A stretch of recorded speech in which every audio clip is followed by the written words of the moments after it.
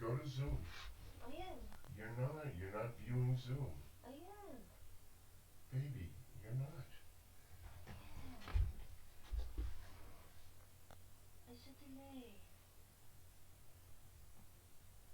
That's Zoom. But let me actually see. Okay, hang on. Alright, where's my share? Screen, share. Alright, now you see it? Yes.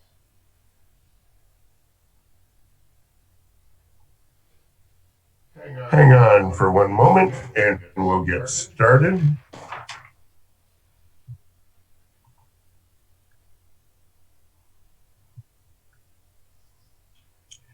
Hello. Broadcasting live. Everything's good. Okay. And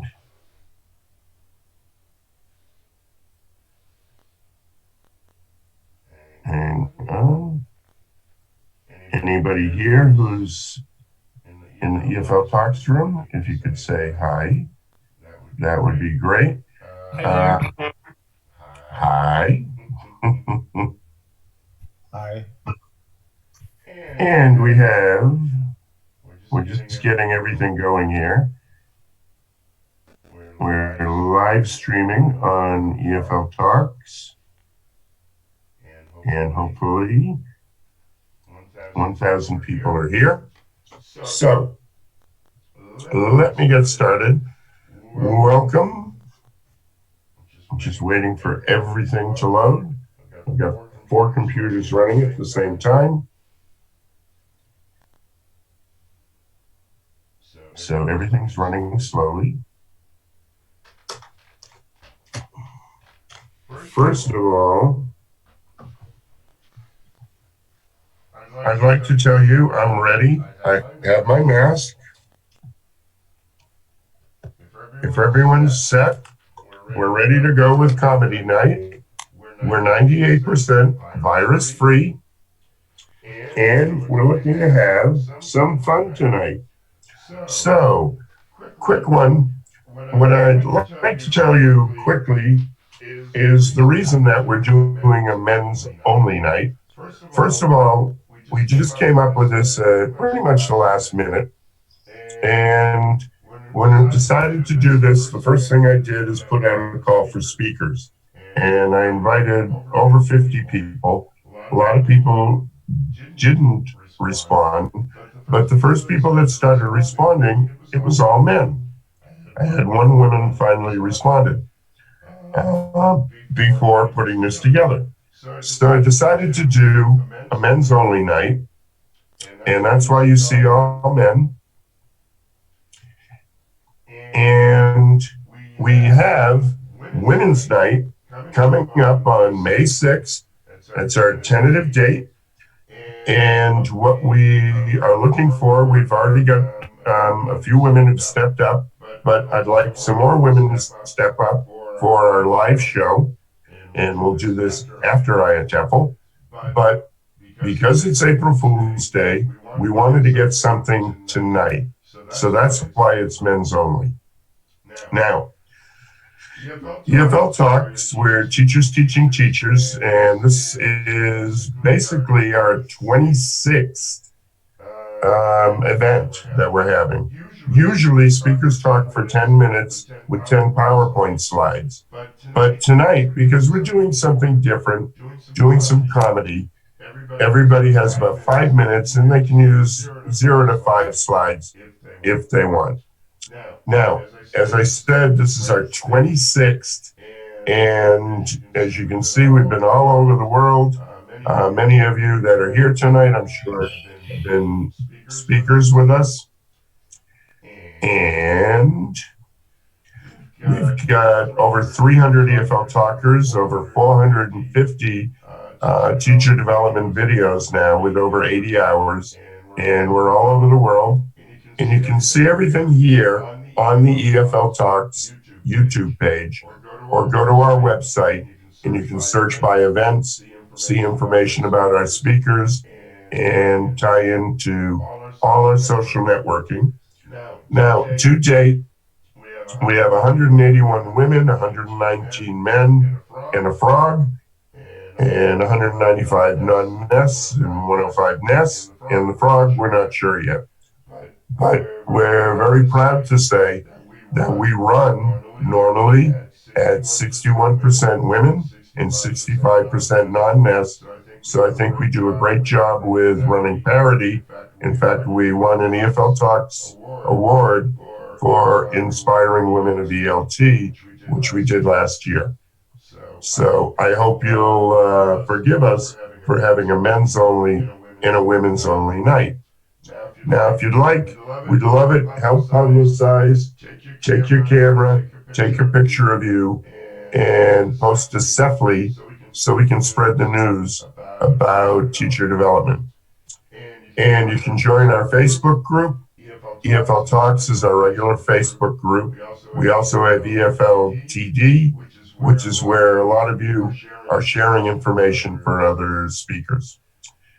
As I said, we're 300 strong.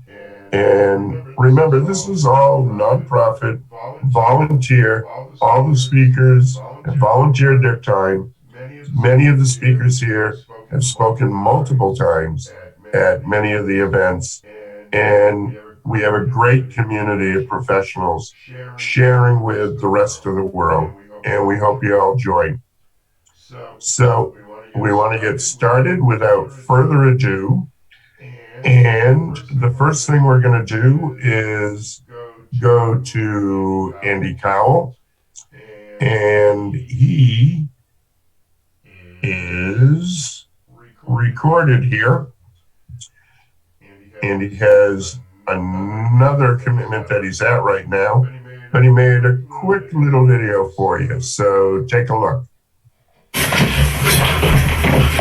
Hello.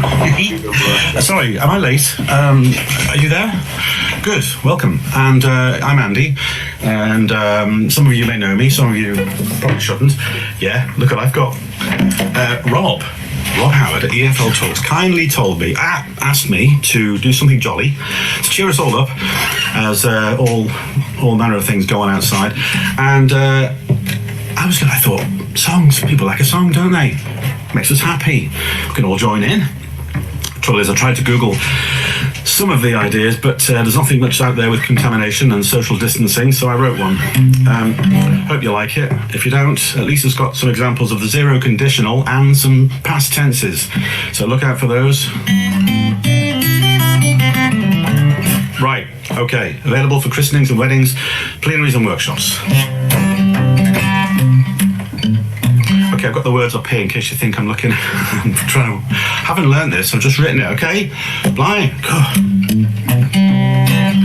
This is how the chorus goes. Join in at home, okay? Clap your hands or find a friend. Keep away. 2 meters apart. 2 meters apart. If you want to keep us safe, just wash your hands. If you want to keep us safe, just wash your hands. You could always use some wipes. There's lots of different types. If you want to keep us safe, just wash your hands. Use flushable ones or put them in the bin. I saw some locals shopping in the store. I saw some locals shopping in the store. And some were really trying, but some were panic buying. So do your bit and help your fellow man, or one or other. Now all the kids have started school online. And all the kids have started school online. With an internet connection and a teacher-led direction. What could possibly go wrong? Now if you want to keep us safe, wash your hands. If you want to keep us safe, wash your hands. You can always use some wipes, lots of different types. Keep us safe and go wash your hands. So if you need to sneeze or cough outside, if you need to sneeze or cough, go outside. Just do it in your elbow, the inside bit, not the outside bit, obviously the bony part. That's if you need to cough or sneeze outside. So if you want to keep us safe, wash your hands. If you want to keep us safe, wash your hands. You can always use some wipes, there's lots of different types. If you want to keep us safe, just wash your hands. Thank you.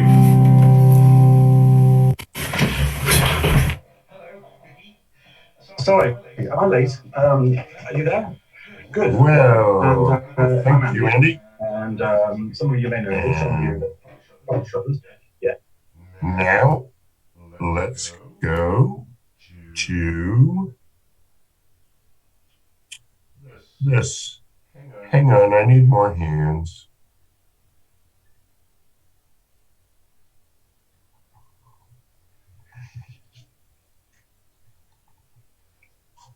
We have breaking news here on the coronavirus front.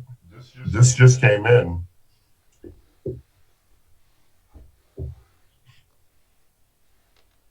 U.S. President Donald Trump, saying he knows more about the coronavirus than anyone else, has come up with a new mask design said to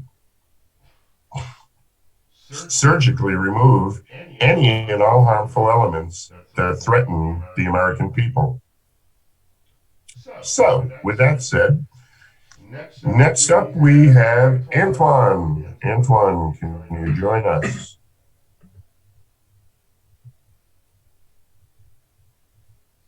I'm here. Can you hear me? Can you see me? Yes, we can hear you. We see you. Let's see. We don't see you yet. Hang on. I switched on my video. Yep, there you are. Okay. I'm on? You're on. All right, and share screen. Oh, Rob, it says host disabled attendee screen sharing. Now you got it back. It's got a limit. It's because I gave it to everybody. So you have it back? Sorry? You should have it back right now. Okay, sweet. I got it back. Great. All yours. All right, all right.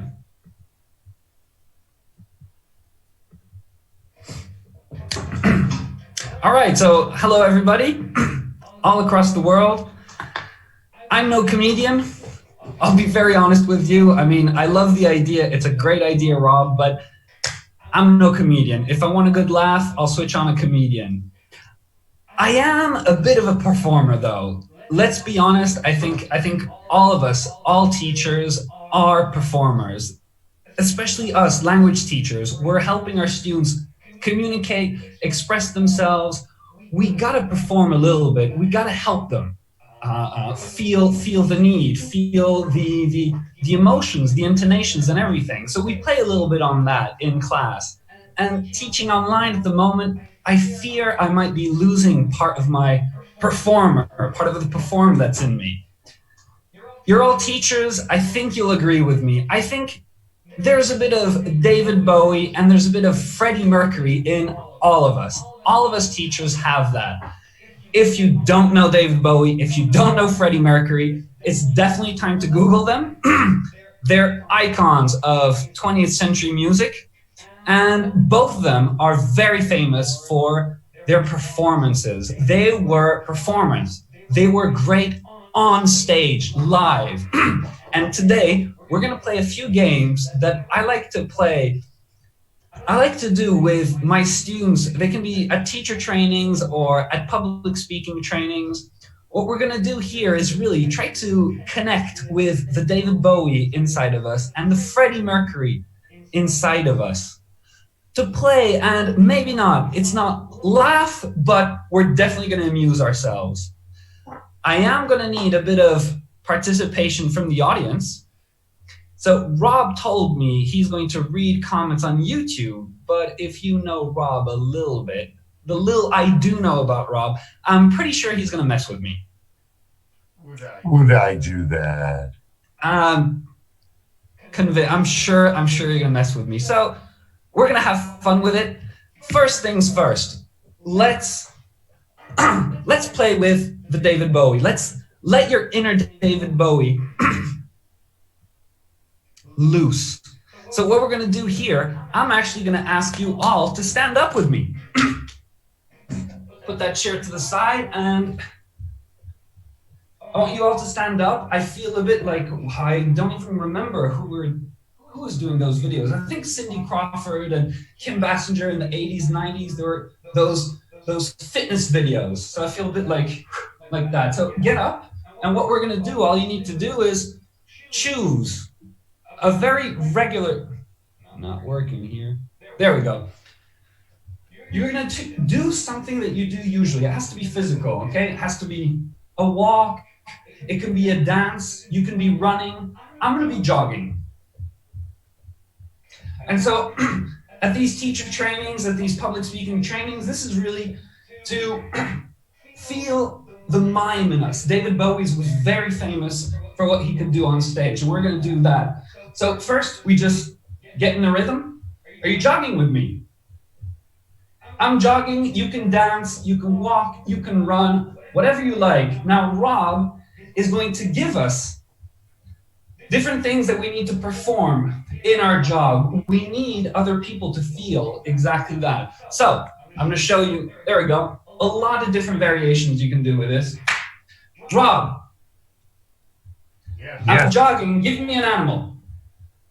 A horse.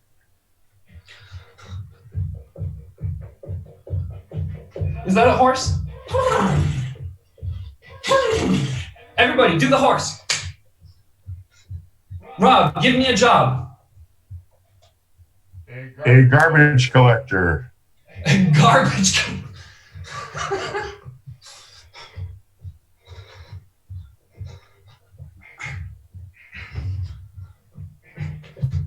I put it on the truck.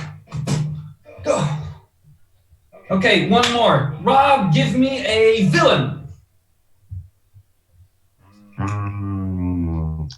Boris Badenoff. Who? Before your time. Okay, the Joker. The Joker. Oh man, that's a difficult one. He's so crazy. Okay. Okay, enough of that. So this is a very physical activity that I like to regularly do, even myself. It helps reconnect with the David Bowie inside me. That's our inner David Bowie. Have fun with it. Get into it. And all you need is someone like Rob that's going to feed you emotions, jobs, animals, all that. Loads of fun to do alone at home as well. Let's let our inner Freddie Mercury roam free. So for this, Freddie Mercury, so you see, David Bowie is all about the mind, the physical action, being able to express yourself with your body. And Freddie! Sorry, that was a bit loud. I hope the neighbors are okay. Freddie Mercury, I mean, he was the singer. He could really get a whole wide audience, just go crazy, just by repeating a few lines. Same thing. We wanna do this. We wanna be able to play with our intonation. And so there are different things you can do here. I like tongue twisters. Also, you can just pick 6 words, 2 one-syllable, 2 two-syllables, 2 three-syllables, or a short poem. And same thing. So here I've got 6 words. 1, butterfly, vital, jam, caravan, teacher. Okay, Rob, emotion. Happy. Well, that's neat. 1, butterfly, vital, jam, caravan, teacher. Rob, give me a hero. Me. No. Superman. No, I gotta do. Okay, you want me to do you, huh? No. There wasn't enough. I need glasses and a drink. 1. No, do you wear glasses? No. I don't even have you on video. The drink, definitely, right? The drink is coffee. All right, I'm drinking coffee. I'm being wrong. 1, butterfly, vital jam, caravan teacher. Give me a famous person. You can't say Rob again. Donald Trump. I do not do politics, but okay. No, man, come on, no politics. I thought we agreed on that. Okay, Donald. Well, the best, always the best. The butterfly. Vital. Jam. Caravan. The caravan, the best. Caravan. Teacher. Yeah, no, I don't think he would go with that one. Give me a job.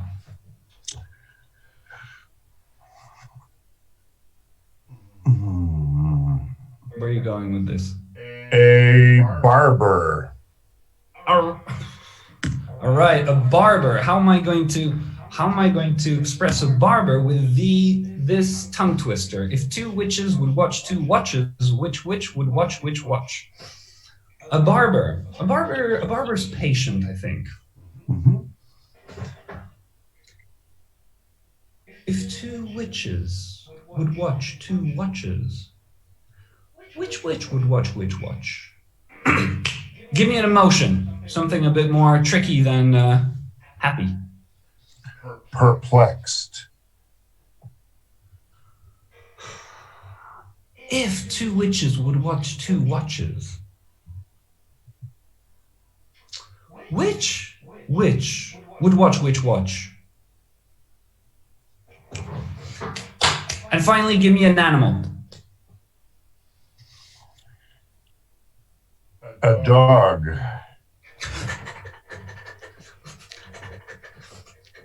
If two witches would watch two watches, which witch would watch which watch? There you have it. I highly recommend. Have fun with things like this. I'm not going to say it's a great time to be at home, but hey, let's make the best of it.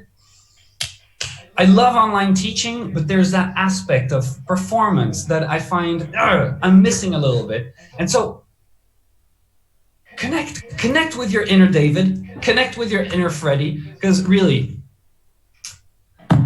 they're beautiful. They're inside of us, and that makes us even more beautiful. Rob, that's it for me. I have no idea if that was 5 minutes. I don't know. I'm not even tiny. Okay. Thank you. Sorry about the Donald Trump. No, it was perfect. Great. Well, We're thanks so having fun much. tonight. I should have done Putin, but I know he's listening. You think Donald isn't? No, actually, Donald's above them. Yeah. You're too high above his level. Great. Thanks so much. So we're going to move on to our next guest, and we're off to Brazil with Carlos. Hello, can you see me? We can see you. We can hear you. Can you hear me? Take it away. I can't see myself. I can't see myself. Is that all right? I just see you. Okay, well, you look just like you. Don't worry, okay? Okay. Hello, everybody. I'm Carlos from Brazil. I'm very happy to be here. And thank you, Rob, for inviting me. Actually, when Rob invited me, he asked me to sing. But because I'm not a very good singer, I invited my friend, Ozzy, to sing for you. Here's Ozzy. Say hi, Ozzy. Say hi, Ozzy. Hi, Ozzy. No, you're Ozzy, okay? Just say hi. Hi. And Ozzy is gonna sing a song about love and friendship, which is something we really need now, okay? Ozzy.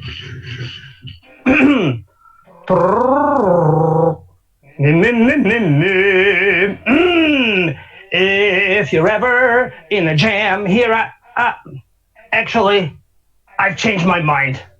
You what? I've changed my mind.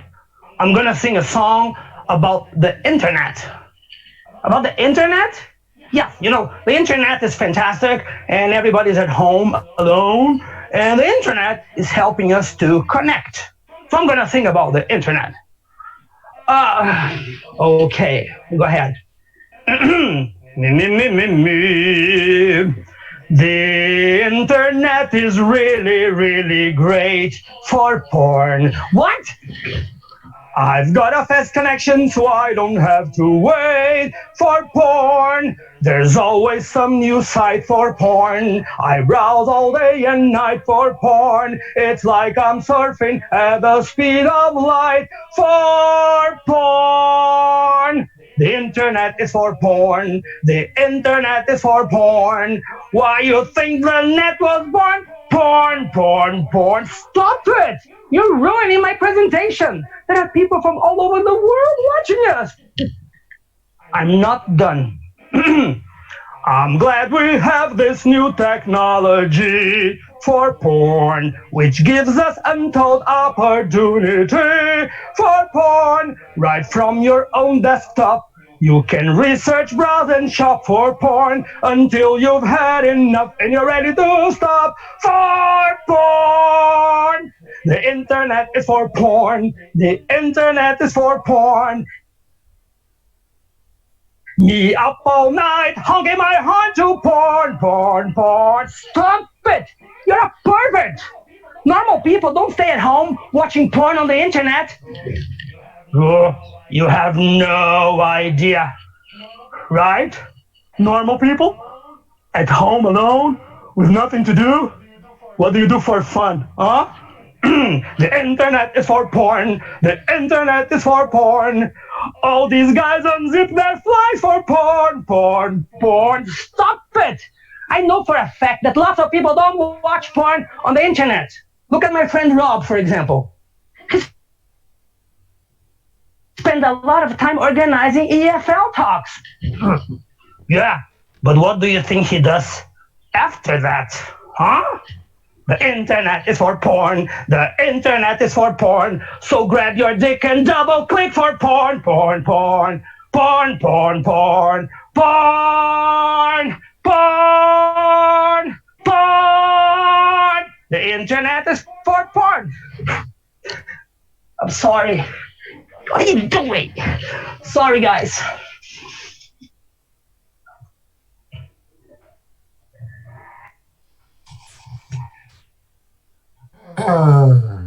Where do I find these people? Carlos, thanks. And he wasn't supposed to talk about my porn. Well, let's see. Moving on. Hang on, Evan. We have some quick breaking news. All right, I'll let you go. I'll tell you the news afterwards. Go ahead. Evan Friendo is here. I really appreciate you doing this, Evan, and I'll let you take it away. Okay? You all set? You see the screen? Yes. Am I sharing, Rob? You're sharing. You're perfect. Yep, you're perfect. Go ahead. Okay, well, hi everyone. My name's Evan Friendo. Like many of us in this current situation, I've lost income. And like many of us in this current situation, I've spent a lot of time on the internet looking for inspiration.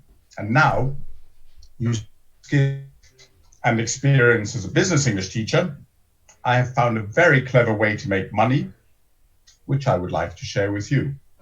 But please do not tell everybody.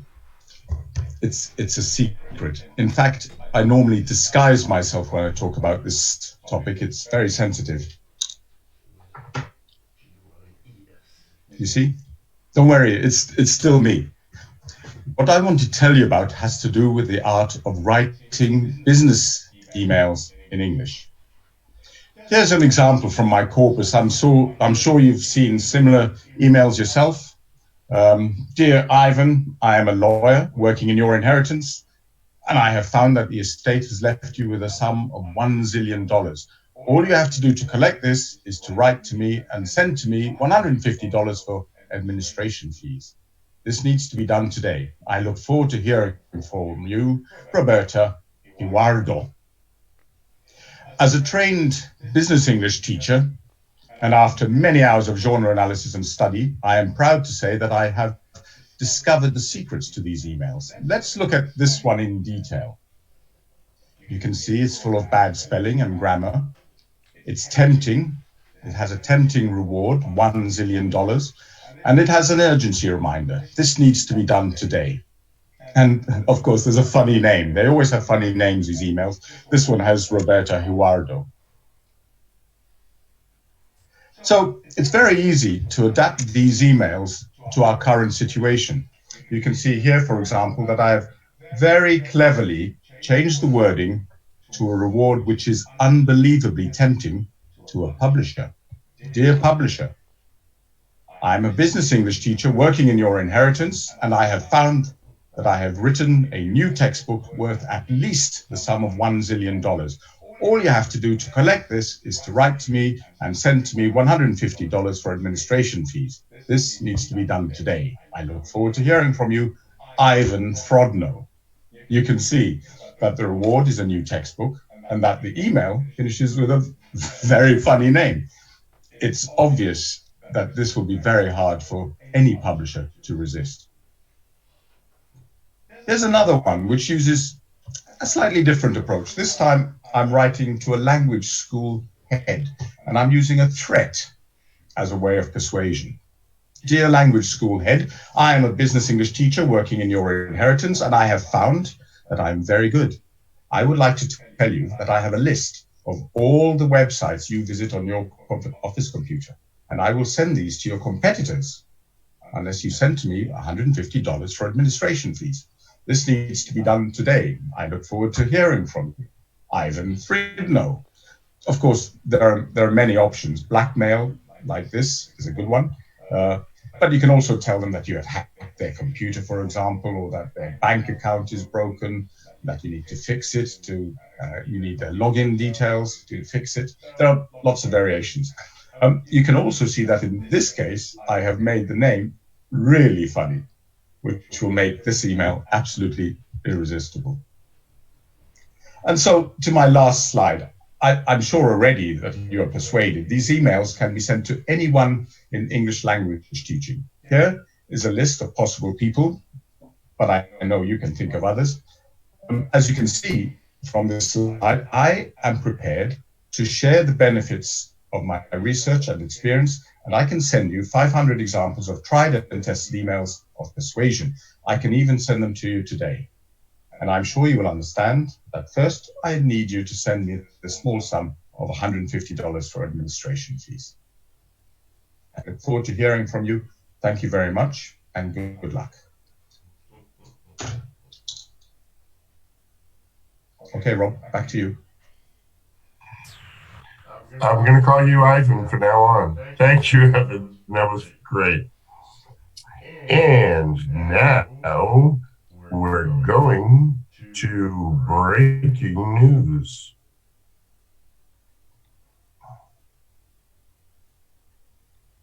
As soon as it breaks. Well, this just in a move to show solidarity for the people, UK's Boris Johnson, infected by the coronavirus, has checked into an undisclosed hospital covered by the National Health System so he could experience how the masses are treated. When asked how he thought the system worked, he said, "Service is great, top-notch and brilliant, followed by more champagne and caviar, please." So next up, we have Glenn. And Glenn, let me mute my camera so yours comes on.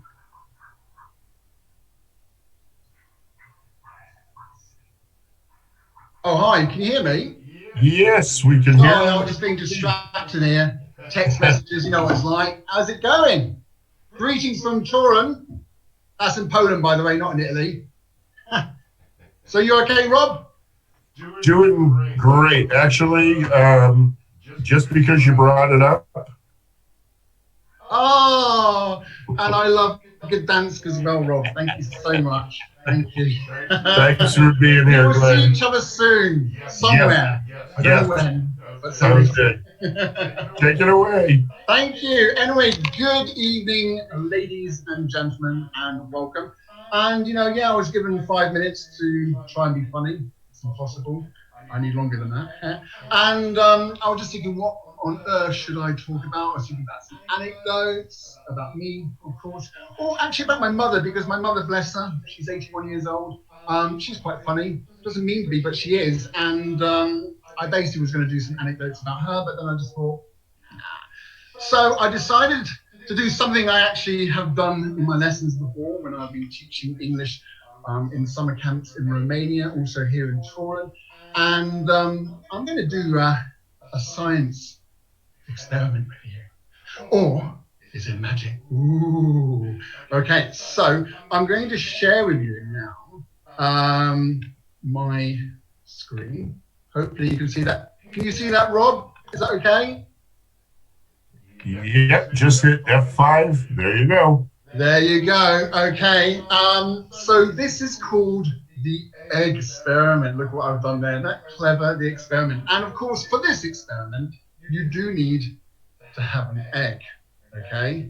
That is a real, genuine, bona fide egg laid by said chicken. Okay.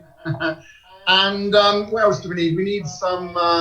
We need some water. Okay. Yeah, this is water. Oh, do you see that? Yeah, that's genuine water from the tap. Very easy. Oh, that was disgusting. Hope there's, virus free. Tell you what we do need, and here in Poland, actually, we've got loads of it, but I know in the UK, there's not much of it at all. Look at this. This is worth a lot of money right now. Okay. Well, this isn't because it's used, but toilet roll, exactly. Okay, so an egg, some water, toilet roll, okay, a glass, okay, and finally, a plate. All right, okay, so any ideas, get chatting away. What do you think I'm going to be doing? Ooh. So, this could go wrong, by the way. We are live, so please pray for me.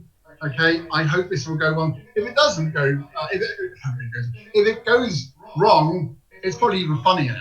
So it doesn't matter, whatever happens. So, first of all, I need to fill the glass with 3/4 water. Okay. So, here's the glass. Water. Just say when. Rob, say when. Rob, oh God, it's going all over the table. When? No, a little bit more. Yeah. Oh God, I'm getting wet here. This is dangerous. Don't try this at home. So 3/4 of water. Yeah. Okay. And now I need to put the plate on the glass. Okay. So I'm just going to. You're not going to see me now. You don't need to see my mug shop. That's fine. You can see the glass instead. You can see that. Okay, Rob. Yeah. Perfect. Okay, so I'm going to put the plate now on the glass, okay? And now I'm going to put the toilet roll on the plate. Let's just move it up so you can see the top of that. And it's important you try and get the toilet roll directly over the glass there, okay? And now I'm going to put the egg on top of the toilet roll, okay? All right. Can we see that okay? Perfect. Yeah, okay. You know what's going to happen, don't you, Rob? Any guesses? It's not going to be a mess at my house. By the way, I tried this earlier and I did actually break an egg. Yeah, I had to clean up. So hopefully it's not going to happen again. All right? Because I need my eggs for my breakfast, Rob. Okay. Now, pray for me. I'm going to have to hit the plate. Okay? But it's important. I don't touch or hit the toilet roll nor the egg. Okay? And I need to add an extra tip because unfortunately I forgot to mention this to some students of mine some time ago. Make sure you hold the glass because last time some students hit the plate and it went flying and there was a lot of broken glass. Health and safety risk assessment. Yes, exactly. So, all right, Rob, can you count me down for this? Okay. You Count me ready? down. 3, 2, 1. Okay, you ready? Yes! Look at that! Egg in glass. It's worked. Fantastic. Okay, that's it from me. I'm a happy man because it's worked live on camera. I hope you saw that, Rob. Did you see it? Yes, I did. Okay. Oh, I'm actually so, I've got my arm is drenched now. All right. So anyway, thank you so much. Keep it up. Keep up the laughs. Keep up the humor. And everybody stay safe. Thank you very much. Bye-bye. Great. Thanks so much, Glenn. And all that comes to mind is, please don't quit your day job. Yeah, that was great. Thank you so much. And next up, we go to South America. Wow, we're flipping all over the place. And we're Buenos Aires. You're in Buenos Aires, aren't you? To Gustavo Gonzalez. Hi, how are you? I'm great. You're in VA, right? Sorry? You're in Buenos Aires? Here, yes. Very good. Well, thank you so much for coming all this way. No, thank you very much for you to invite me. I'm very happy to be here. Trying to give people a little bit of hope and some kind of entertainment tonight. Great. Yeah, All yours. a bit different from what we have been doing these days. Yeah, I have high hopes that everything's gonna turn really well. So I have a 5-minute slot, and Rob, I will need your help in case people participate because I'm gonna be asking some questions. Would you be willing to help me? Scene. Great. So let me share my screen. Let me find it. Yeah, here. Okay. So my proposal, guys, yeah, is to have a kind of a 5-minute brain break. It's something that I do with my teenage and adult students all the time to help them relax from the theory and all the work we do in class. So I'm gonna show you a picture, and I would like you to make a list of the singers and bands you can identify in the picture. Is that clear? Is that okay? So I'm gonna show you a picture, and you have to identify singers or bands. Are you ready? Let's go. Let's see. So this is my picture. Is it what you were expecting or not? I guess you were expecting something completely different.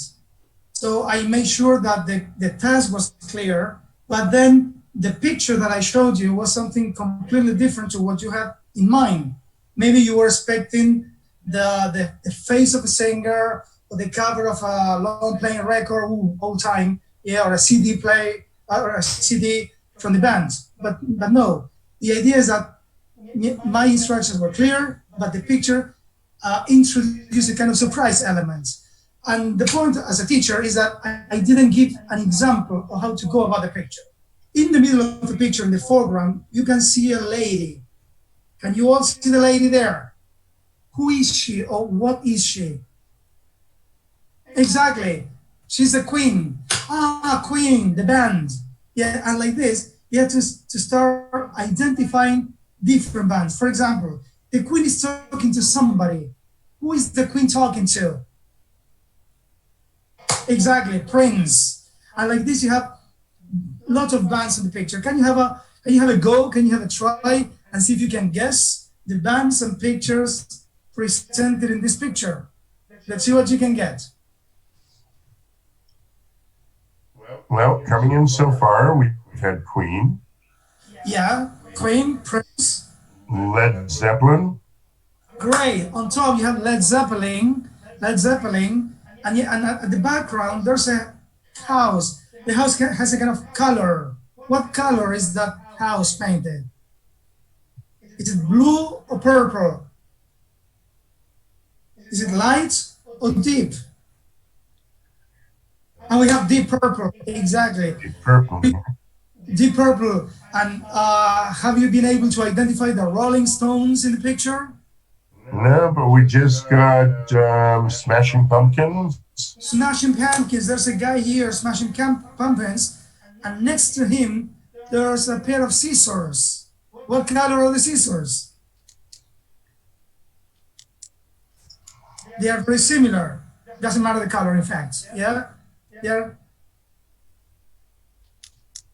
twin sisters. Mm.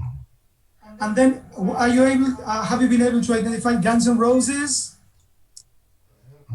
We have the Monkeys. You have the Monkeys, exactly. Well, this is something that I do with my students every time I introduce the topic of music. I love music. I'm not an entertainer. I am a teacher, a passionate teacher who loves working with music and videos and images. In case you're interested in using this picture with your students, you can find it on this Flickr account, or if not, you can Google the picture. The name is Exercise Your Music Muscle, which is a virgin advertising from the past, and you can find the answers there. And like this, it's great because you activate prior knowledge, you make connections between pictures and your ideas, you start working on your vocabulary, and students love it. Remember that I teach teenagers and adults. Adults love it. If you teach children, they may not be able to identify any bands because they lack the prior knowledge. And the last exercise that I'm going to try is to give you these 8 movies that I would like you to guess. I love working with emojis because for students, for teenagers, emojis convey meaning, and they are not just images. They carry meaning, connotation, emotions, and stuff like that. So let's see if you can guess which these 8 movies are based on the emojis presented. The first one is a very popular movie made out of a TV series with Sarah Jessica Parker. So you may guess that it's 4 girls in the city of New York. Do you have an idea? Exactly, Sex and the City. Sex and the City. And then you have number 2, which is, we have a guess here, Silence of the Lambs. Silence of the Lambs, exactly. But you know what? Many people will make a connection to the coronavirus thing and a mouthpiece or a mouth mask because of the current situation we're living. But in fact, it's the Silence of the Lambs. Number 3, something related to Harry Potter. And then I don't know if you can guess the other ones, but I'm gonna give you the key because I'm running out of time and I want to make sure that I stay in my 5 minutes. Guys, it's been a pleasure to share something that I do with my students, to have a 5-minute break, and I hope you can keep enjoying these proposals for this quarantine that we're going through. See you. Bye-bye.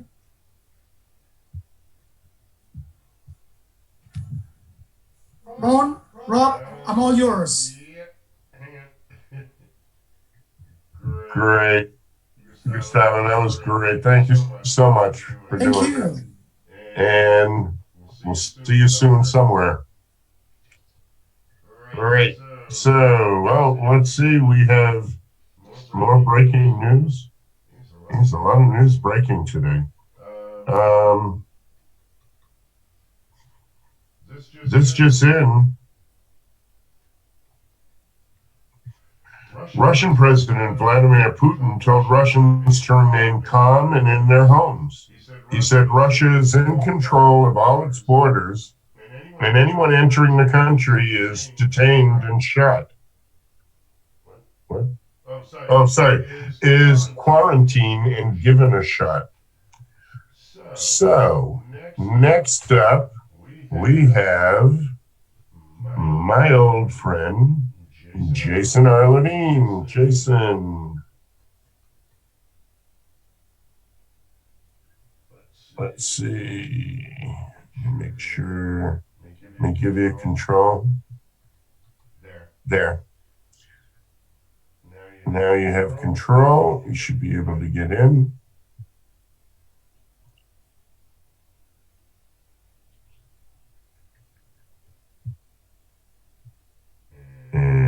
Jason?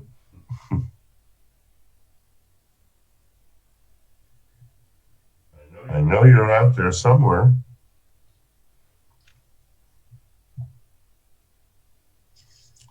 Now let's give him a minute.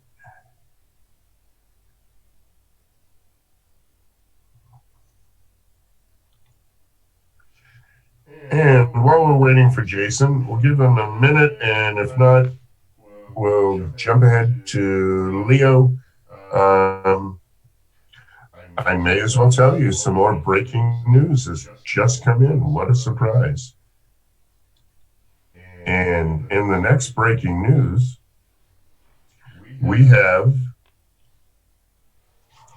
Turkey, Poland, and many other countries have installed a public transportation policy of social distancing by not permitting standing on buses, trams, and trains, and passengers must leave an empty seat between them. India is expected to follow suit. Ba-dum-bum. So, Jason, are you here? What's going on? Hey, there you are. It's a little brighter in here than I thought it was. There we go. That's better. What's going Jason, on, everybody? Thanks so much. It's all yours. Yeah, you know what? You know the difference between laughing with someone or laughing at someone. I was concerned that I might not get everyone to laugh with me, so that's why I decided to. Let me just close the door here. Well, I decided to make it at least more likely that you would laugh at me. Yeah. So I don't know. Right now, all I see is Rob frozen in a kind of like sly grin on his face. So I don't know what's going on. Rob, you're all right there?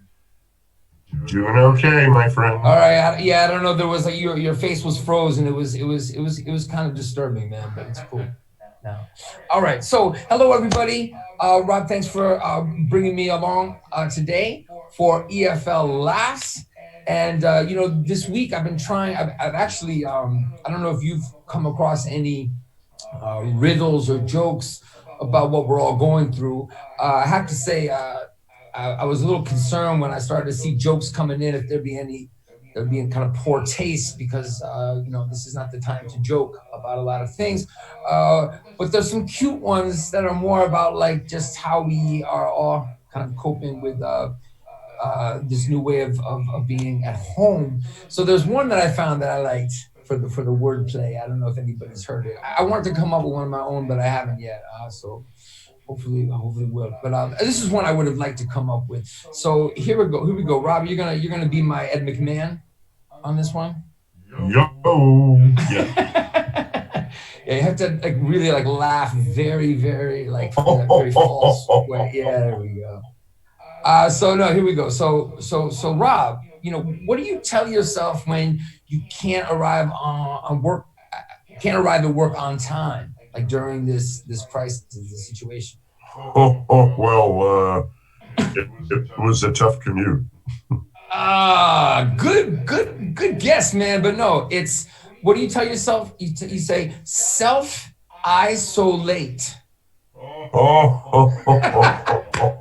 Did you get it? All right. So I'm here today to share with you a rap that was written. Well, I wrote the rap, but the words and the phrases in this rap were provided by English language teachers in the Innovative Teachers of English group. If you're not a member of that group, please join us. And we have students also. So if you're an English language learner, you don't have to be a teacher to be in the group. So I just put out a little crowdsourced thing. Give me some words and phrases. I'll put them in a rap, but I have to make it funny. Right? So I didn't tell them they had to make it funny. I had to try to make it funny. I was betting that in order to incorporate everything that I got, it would end up being funny. So if nothing else, like I said, if it's not funny, you're not laughing with it or with me, maybe you can laugh at me, just make fun of me. That's another way to get a laugh. And we all need a laugh these days. So that's why it's great. Robbie, you brought us all together for this. So I'm just going to share my screen here. And let's see. I think this is it. Rob, can you just confirm that you can see that? Yep. Up You're there? up. Great. Cool. So this is what we're going to do. We're doing a cappella. I just finished this. In fact, I had a couple words in here that were just given to me. I put some of my own words here too. It's not only the words given to me, but almost everything here was given to me in that group or in a couple other groups where people made suggestions. So here we go. I got the sentence stress in there for you, and also for me, which is one of the secrets of using rap to help with English learning. Right. So I got the stress there. Same stresses would be in conversation. We're gonna do it rap style, but it could be done conversation style. So it's like this. Check it out. I woke up. The day was glorious. It was sparkling everywhere. I mistakenly put on my grandma's underwear while she was doing the dishes. My dog was scuba diving with an Australopithecus. Swear to God, I'm not lying. It granted all my wishes. For instance, we flew back to, there's a typo there. We're back to prehistoric times. Don't forget your prepositions, people. Back to prehistoric times to do Brazilian jiu-jitsu. What a kerfuffle, Krav Maga ersatz, I broke a knuckle. Inspiration, I want it, don't got it, that's the narrative I see. A chicken with a dragon's tail said, you can count on me. Then it was funny, Bugs Bunny, he said to Fluency MC, there's no surrender, rap is forever, stay together, worry free. So that's what I came up with, pretty psychedelic stuff. And yeah, I'm not sure about the music video for that one, but if I make one, I'll put it out there. What do you think, Rob? Were you grooving with that? I was here getting down, man. You were.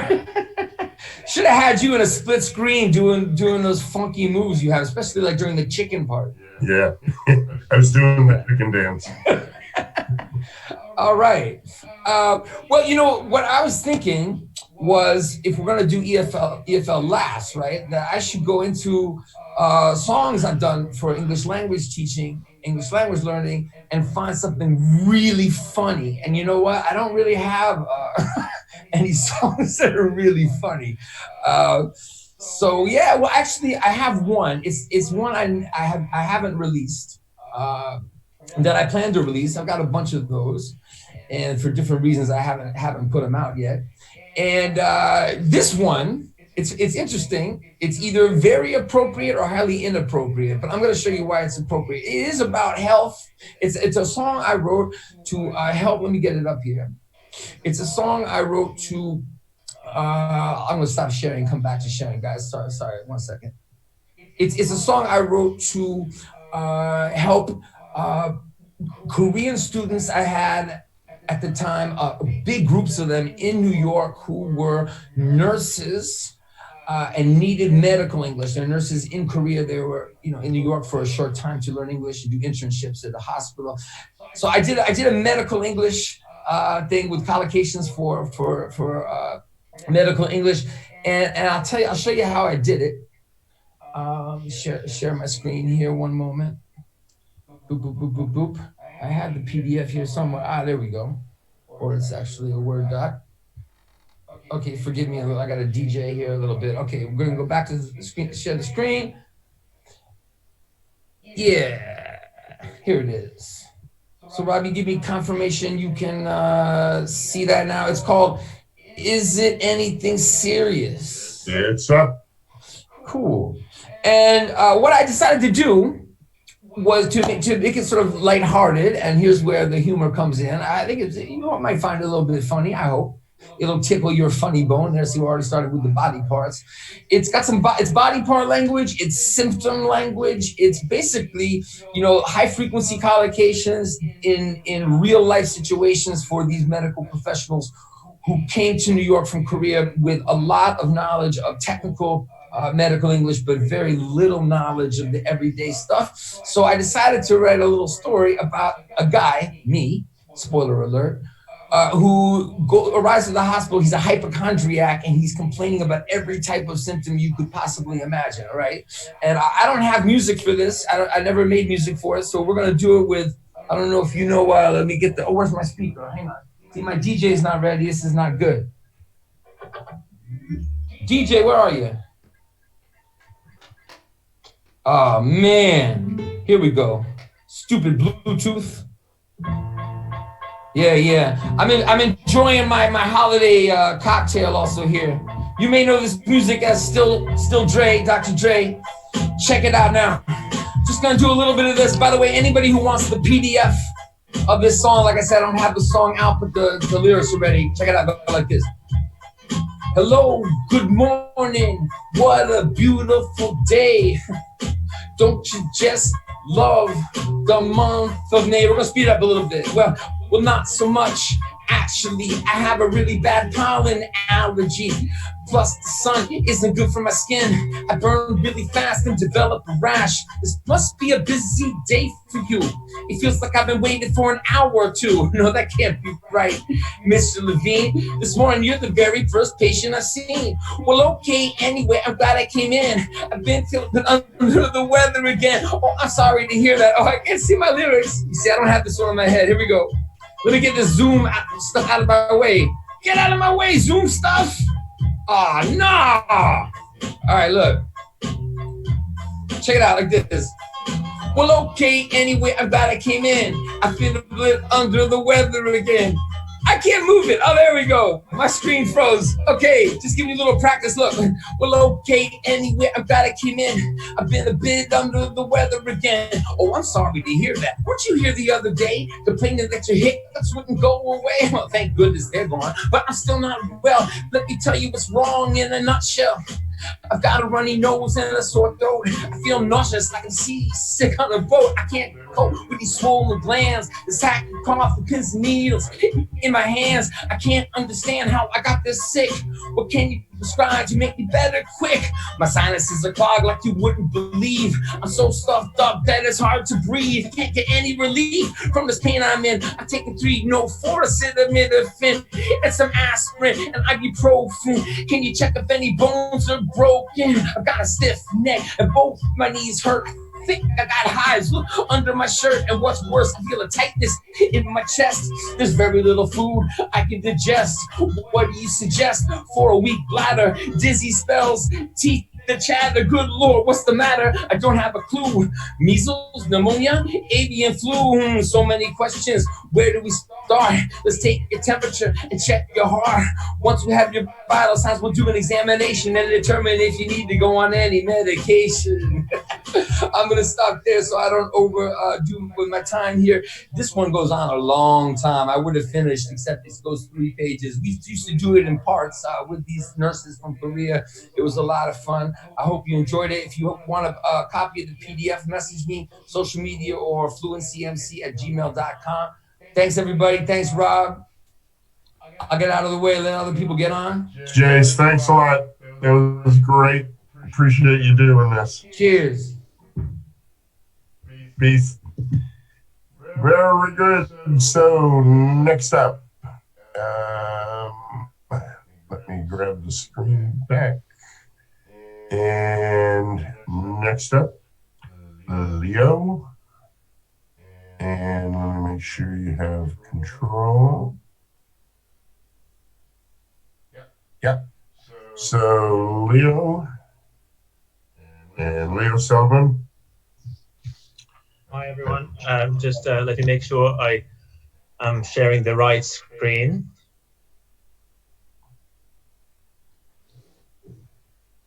And not all the porn I might have on my computer, as Carlos mentioned.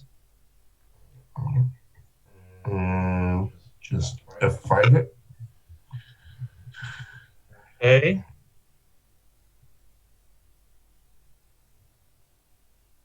Rob, can I start? Yep.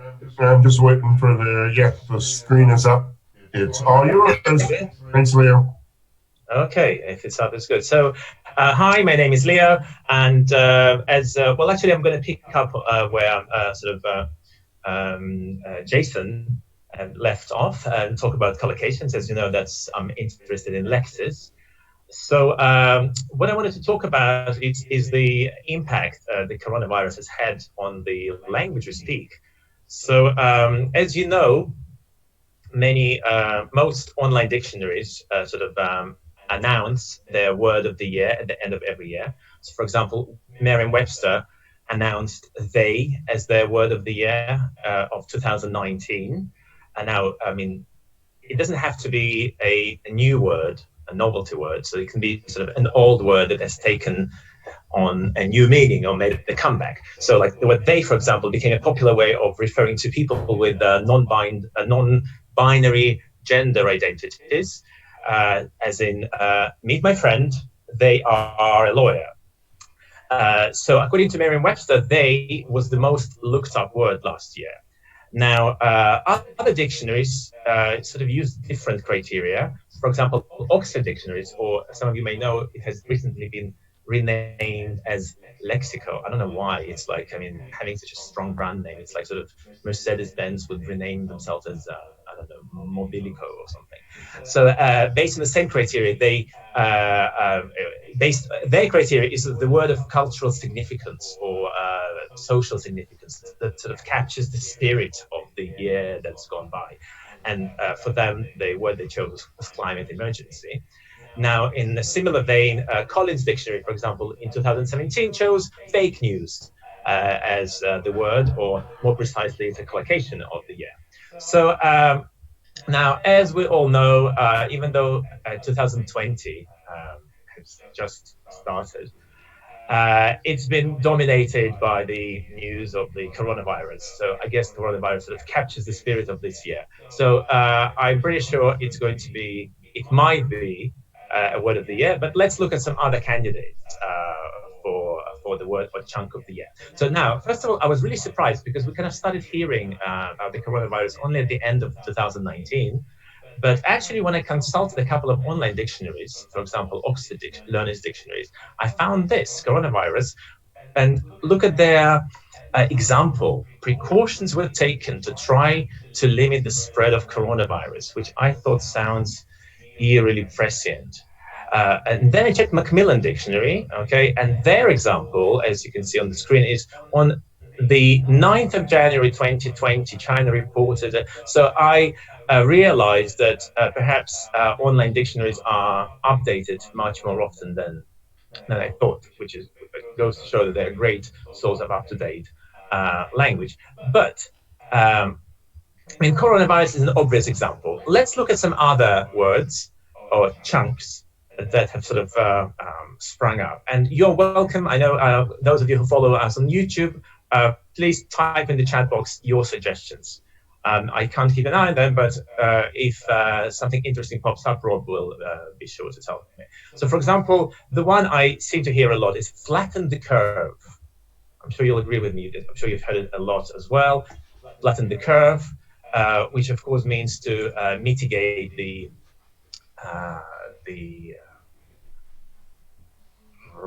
reduce the number of new infections, as it were. Okay, and of course, the best way of doing it is by social distancing or home quarantine, which is also an interesting chunk, or by self-isolation. Okay, and it's very difficult to tell sometimes the difference between these. Some countries, for example, where I'm based here in Tel Aviv, we're in partial lockdown. That's why I haven't shaved since we went on lockdown about 3 weeks ago. I did have a shower though today, especially for this. Now, moving on.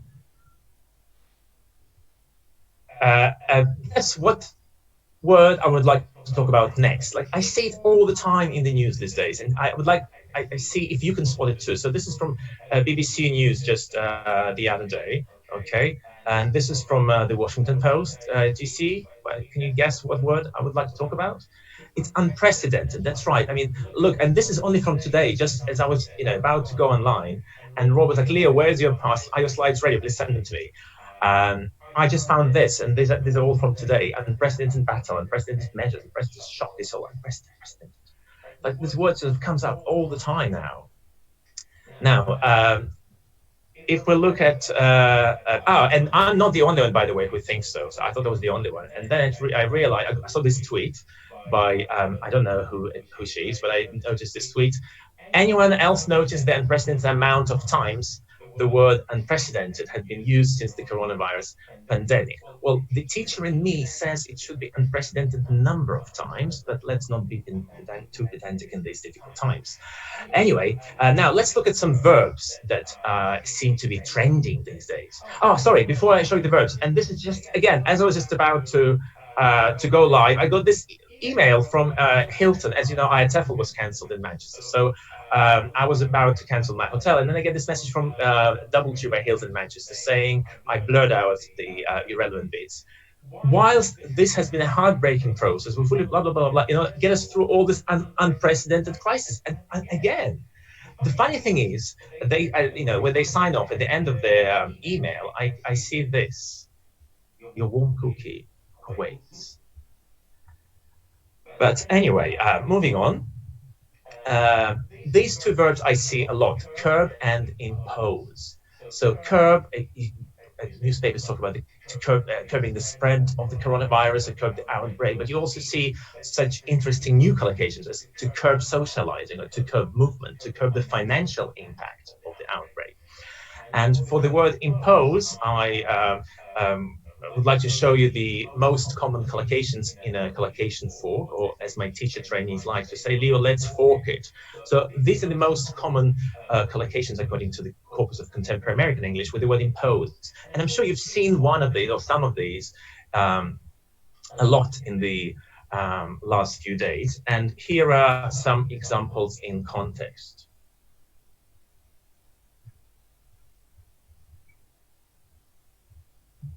All right. And finally, I mean, of course, our field of education, field of VLT, has also witnessed a number of buzzwords in the wake of the outbreak. Suddenly, breakout rooms and screencasting are the talk of the town. I mean, it's clearly a result of teachers incorporating digital technology on an unprecedented scale. But one term I see being used a lot is remote teaching. And it's interesting because we don't normally say remote learning. We say remote teaching, but not remote learning. Learning, on the other hand, tends to collocate with distance learning. I wonder if you have any thoughts on that. So, and if you do, please type in the chat box.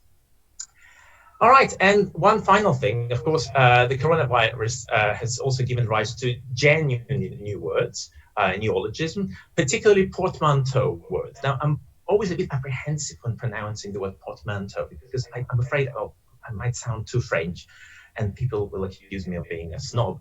But portmanteau blend is basically a word produced by combining two existing words. So some examples that have cropped up these days, for example, is CoVidiot, which is the blending of COVID-19 and idiot.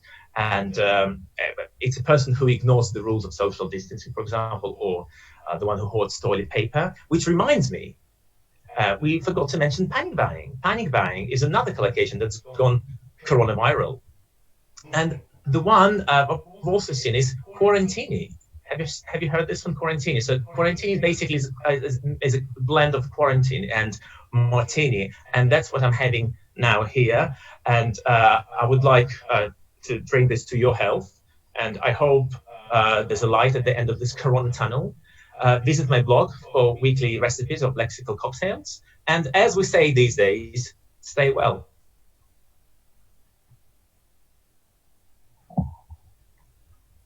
I hope you brought one for everybody. Well, I can't teleport it via Zoom. Sorry. Well, that was great. It was really an unprecedented move by you. I'm impressed. Thanks, Leo. And wait, before we go to Patrick, I think we have some more breaking news. Just when you thought it would end. Yes, we do. Okay, new breaking news in. This just in from North Korea. North Korea has 0 cases of the coronavirus. When asked how they managed this, sources said, we closed our borders very early, about 20 years ago. So now we're off to Ireland and Patrick. Let me make sure I have to give you control here.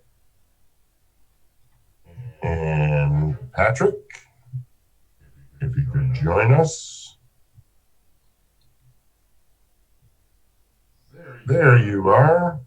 Hello, my dear friends. Can you see me? We can see you, we can hear you, and we welcome you. Excellent. It's a great pleasure to be here and to watch these seasoned comedians and spoofers coming through before my very eyes on this magical machine.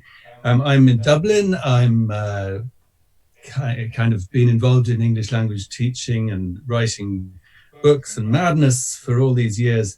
I kind of fell into it, went to Japan. It was the only job I could do when I got there. So yeah, it's been a fun road. Now I've ended up back in Ireland, living here by the seaside, where I spend a lot of time picking up garbage off the beach. And yes, I occasionally find hats. I'd like to show you two of the hats I've found, because I think, hats, we put on a lot of hats when we were in education. This is a very fine tweed cap, which I found on the beach at Sutton Creek. And this, I think it's rather jaunty. But this is a very peculiar hat I found. And this is a top hat that I found on the beach as well. So, and I stuck Picker Pals, which is a project I'm involved in, which is trying to get young kids out litter picking. So if you have time, check out Picker Pals or Picker Pals World on your computers when you have time. So I'd like to tell you a little story, a rather sad story. It does have a medical connection about when I first went to Japan and I got a job teaching in a very prestigious Buddhist junior high school. And I was given the responsibility for teaching classes in the first year. So I was responsible for curriculum and materials for class 1A. There was 1B, there was 1C, there was 1D, E, 1F, 1G, that was one of mine, H, I, and J. So there were 10 classes, and there were 40 boys in each class, and they all wore identical black uniforms. So it was quite challenging to remember all their names, which I didn't. And so 400 kids, and I was a lazy old sod, so I used to do a lot of activities that involved me doing nothing. So pair speaking was one of my specialities. Watching Groundhog Day and Dumb and Dumber was another one of my popular activities every year. And also doing little dramas where I divided the students up into groups of 4, and they learned some drama that I had written. Now, one particular memorable drama was the story I wrote, the play I wrote, the 3 Hungry Goats, or as we say, the 3 Billy Goats. Gruff, and I had the students in groups of 4. So in each group of 4, there was a baby goat, a mummy goat, a daddy goat, and a troll. And they got their script, and then they spent the entire week learning their script and practicing together while I read the newspaper. And then the following week, they spent, it was performance time, and they each in their groups of 4 performed for the other kids in the class while I read The Economist or something. And it was brilliant. It was a magical way of occupying these boys, and they enjoyed it much more than listening to my nonsense. So anyway, I had 1A, it went very well. All 10 groups went through B, C, D, E, F, G, H, I, J, K.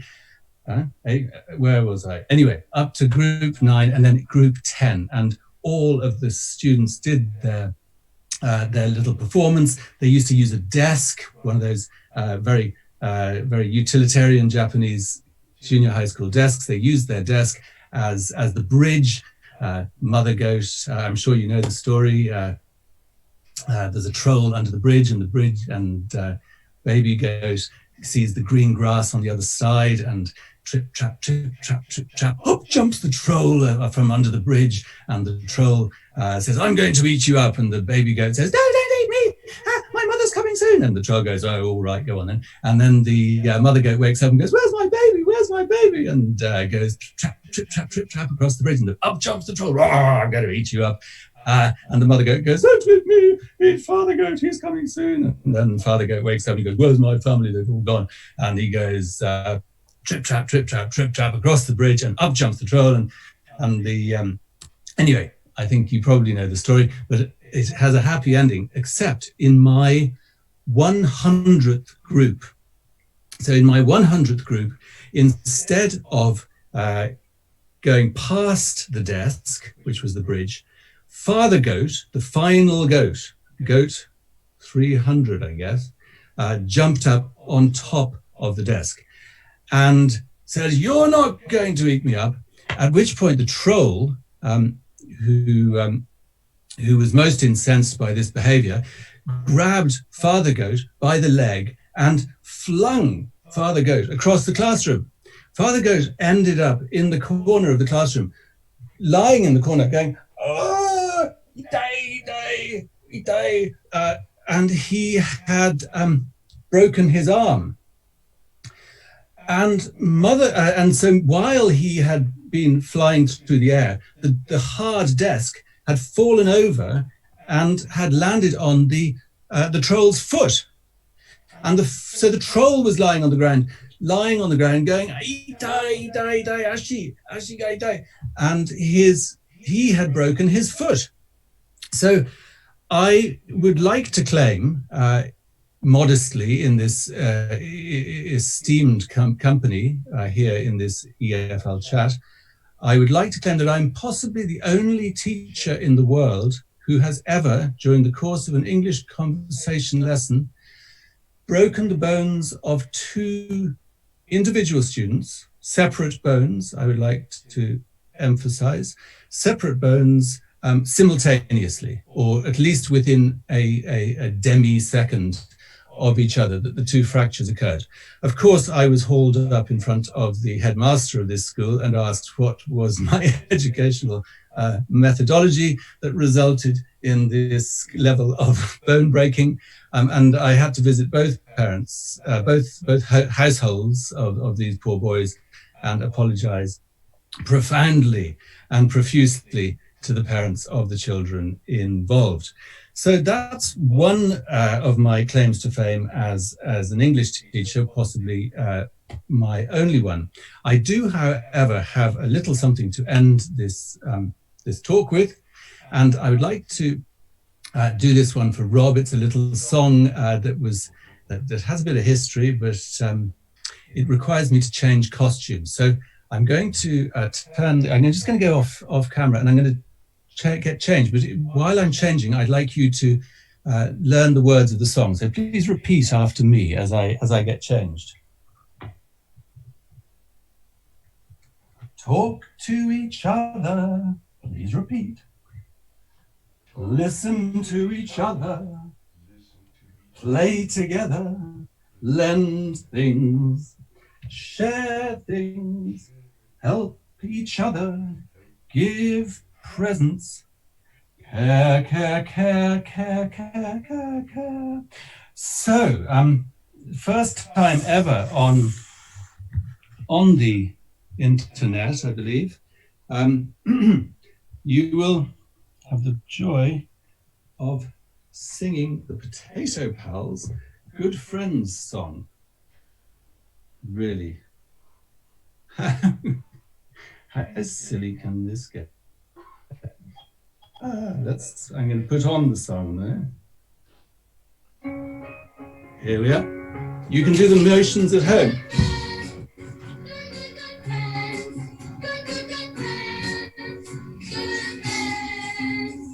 Talk to each other, talk to each other, listen to each other, listen to each other, play together, lend things, share things, help each other, sympathetic place, please, sympathetic, give presents, care, care, care, care, care, care, care, good friends,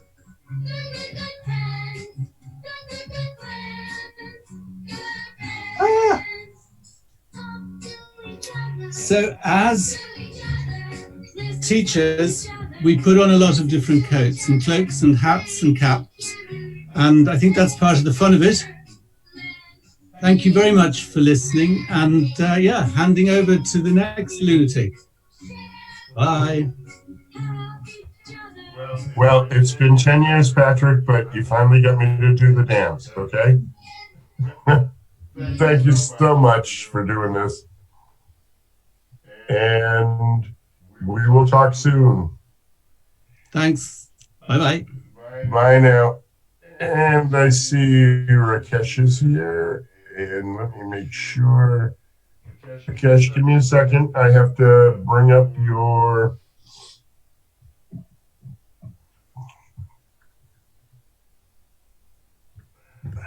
Bear with me for a second because it's on a hard drive.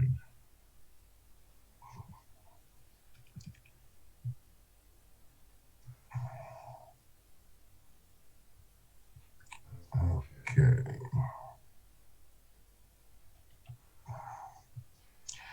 And while we're waiting, Can you hear me? yes, we can hear you. Are you in Poland? I'm in Poland. Dobre wieczór. Place. I love it. In Gdansk. And where are you right now? Well, I'm in London, but I'm going to try my Polish on you. Go ahead. Proszę Państwa, mam kilka spraw do przekazania. Any Polish people out there? Hello, Ella. Did you hear that?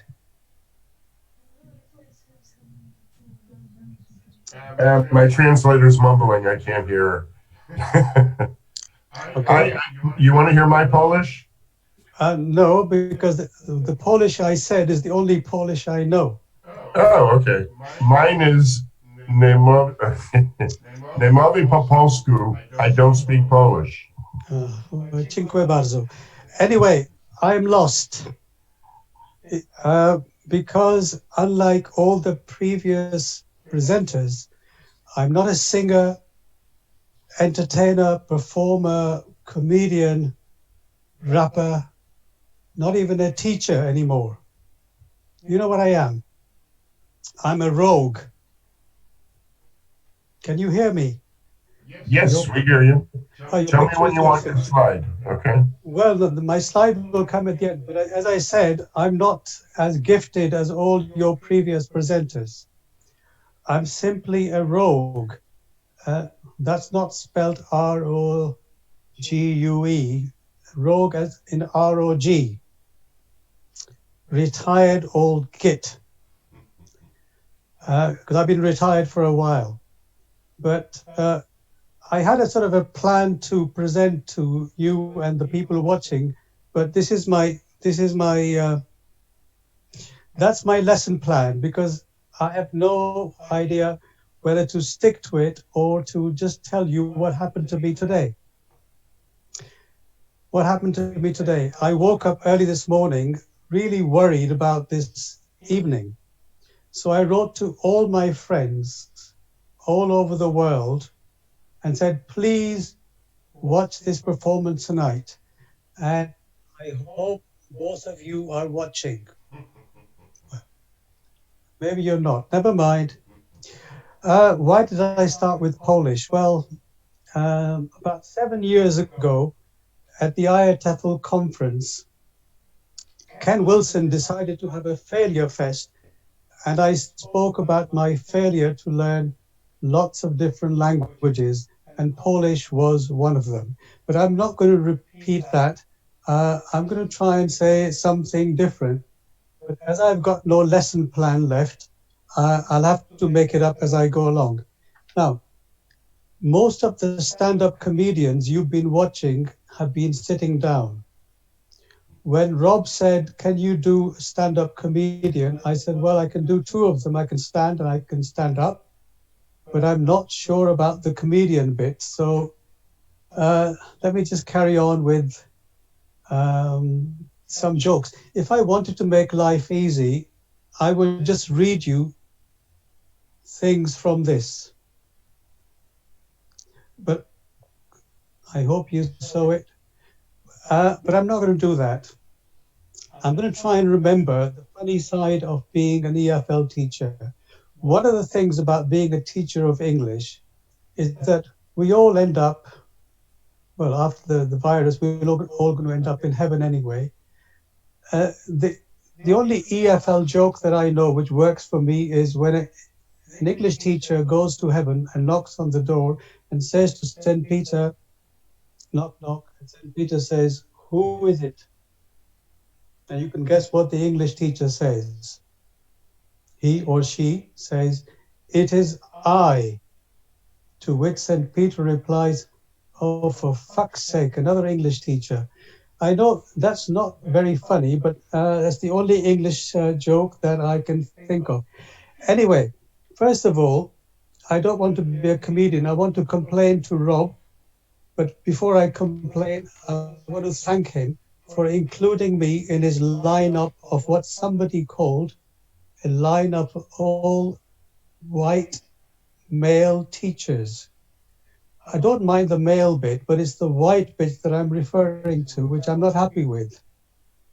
I've lived in England for nearly 60 years, and for most of my life, I've been described as a darkie, which wasn't a very pleasant experience to go through when you were growing up in this country.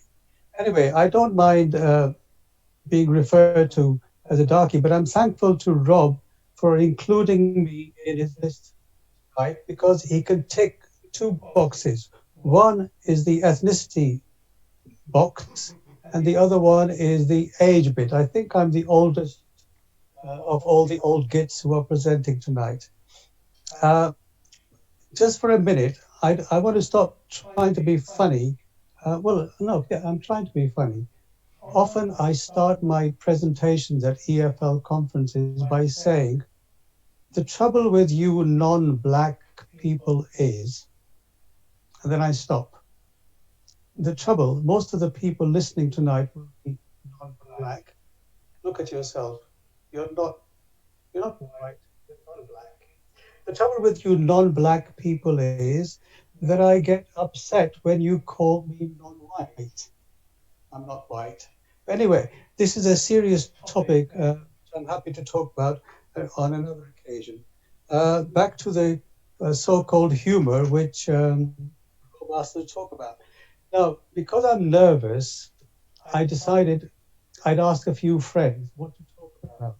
And one of them, thank you, Mark Andrews, suggested that I fill my glass of wine and fill the bath and sit in it and relax for a bit. Some of you who know me know that I believe in something called ditto. D-I-T-O-W. Do it the other way. Now, Mark's advice about filling the bath with water and filling the glass with wine somehow got mistranslated, and I ended up in a bath full of wine. I've never drunk so much bath water in my life. Anyway, you may be wondering why I had so much wine in my house. Well, it's because I listened to the BBC. That's British Biased Broadcasting. What they told me yesterday morning was that the amount of alcohol being bought by people has gone up by 22%. Now, I'm not a mathematician, but I did some maths and I realized that I was responsible for at least 20% of that increase. Back to what Rob asked me to do. He asked me to tell a few jokes. As I said, it's very easy to find books like this one and rattle off a few jokes. One of my favorite books of jokes is called I Miss My Husband. And it's got a picture of a book of a woman holding a rifle. And the answer to the question, do you miss your husband, is yes, but my aim is getting better. Now, I could have read many jokes out of these books, but I prefer to talk about myself. Often when people ask me, are you married? sorry, I'm repeating one of these jokes from the book. Are you married? I might say, yes, I am, but my wife isn't. Or the other way around. Or even to be inclusive, have you got a boyfriend? Are you homosexual? No, but my boyfriend is. There are lots of these jokes which you can rattle off from any books. So I'm not going to tell you many more of these jokes. I'm going to finish with one thing which I think I invented, and which is a joke which goes, what are the three best things in life? And the usual answer to that is a drink before, and a drink and a smoke after. However, if you don't smoke, then you can't really answer that question. The joke goes through various versions, and the final version is a drink before, a drink instead of, and a drink after. I suppose I could go on telling you jokes about my life, my wife's, and so on, but I'll stop before I get censored. Thanks, Rob. Thank you, Rakesh. And we're moving on. Before we get to Steve, I think we have more breaking news. Yes, we do. In breaking news, Donald Trump again chastises Democrats for causing the current virus crisis by stating, if we had built the wall like I wanted, none of that beer would have gotten in this country. In a related story, Trump now proposes a wall across Canada to keep Americans from sneaking over to a working healthcare system. So, with that, we go to Steve with a special guest. And let me turn off my camera so you come up. Yes, we're here and ready to go. Are you Great, it's all yours. Hi, everybody. Welcome to our kitchen in the northwest of England. I hope that you're keeping safe, or at the very least are asymptomatic. Tonight, we're going to be sharing with you some traditional English jokes. You may already know that in English, we like jokes that begin with the same word repeated. Knock, knock jokes, waiter, waiter jokes, and doctor, doctor jokes. Now, of course, I couldn't do this all by myself, so I've got my fantastic, glamorous sidekick to help me, Scout. Say hello, Scout. Hello, Scout. And here we go. The world record for knock, knock jokes, doctor, doctor jokes, and waiter, waiter jokes is currently held by P. Throckmorton of Denver, Colorado, who told 30 of those jokes in 5 minutes. We're going for the record. Let's go. Waiter, waiter, you've got your thumb on my steak. Yes, sir. You don't want it to fall on the floor again, do you? Waiter, waiter, your thumb's in my soup. Don't worry, sir. It's not hot. Waiter, waiter, what is this? That's bean soup, sir. I don't want to know what it's been. I want to know what it is now. Waiter, waiter, there's a fly in my soup. It's okay, sir. There's no extra charge. Waiter, waiter, what is this fly doing in my soup? It looks like the back strip, sir.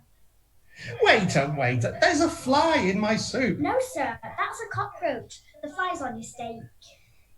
Waiter, waiter, there's a frog in my soup. Yes, sir. The fly's on holiday. Waiter, waiter, this chicken has only one leg. Perhaps it's been in a fight, sir. Well, bring me the winner. Waiter, waiter, I can't eat this chicken. Call the manager. It's no good, sir. He won't eat it either. Waiter, waiter, what's wrong with these eggs? I don't know, sir. I only laid the table. Knock, knock. Who's there? A little old lady. A little old lady who? I had no idea you could yodel. Knock, knock. Who's there? Cow says. Cow says who? No, a cow says moo. Knock, knock. Who's there? Stopwatch. Stopwatch who? Stop what you're doing and pay attention. Knock, knock. Who's there? Will. Will who? Will you let me in? Knock, knock. Who's there? Lettuce. Lettuce who? Let us in, it's cold out here. Knock, knock. Who's there? Boo. Boo hoo. No need to cry, it's only a joke. Knock knock. Who's there? Amos. Amos who? A mosquito. Ah! Knock knock. Who's there? Fork. Fork who? Fork, get it. I'm leaving. Knock knock. Who's there? Europe. Europe who? No, Europe who? Knock knock. Who's there? To who? To who? I think you'll find it to whom. Knock knock. Who's there? Etch. Etch who? I think you might have coronavirus. Look, Doctor, doctor. Doctor, doctor, I feel like a carrot. Don't get yourself in a stew. Doctor, doctor, I've swallowed my pocket money. Take this and we'll see if there's any change in the morning. Doctor, doctor, I'm at death's door. Don't worry, we'll soon pull you through. Doctor, doctor, help me. I'm getting shorter and shorter. Well, you'll just have to be a little patient. Doctor, doctor, I feel like a pair of wigwams. The problem is you become too tense. Doctor, doctor, every time I drink a cup of hot chocolate, I get a stabbing pain in my eye. Try taking the spoon out first. Doctor, doctor, I've just swallowed a roll of film. Come back tomorrow and we'll see what develops. Doctor, doctor, I think I need new glasses. You certainly do, sir. This is the fish and chip shop. Doctor, doctor, I think I'm a bell. Take these, and if it's not better soon, give me a ring. Doctor, doctor, I'm suffering from insomnia. Try sleeping at the edge of your mattress. You'll soon drop off. Doctor, doctor, I'm really worried about my breathing. We'll soon put a stop to that. Doctor, doctor, I've got acute appendicitis. You've got a cute little dimple, too. Doctor, doctor, people keep ignoring me. Next, please. Doctor, doctor, what's the quickest way to get to hospital? Lie in the road outside. Doctor, doctor, I've only got 59 seconds to live. Just wait a minute, will you? Doctor, doctor, I've heard that exercise kills germs. Is it true? Probably. But how do you get germs to exercise? That's it. I think we smashed the record.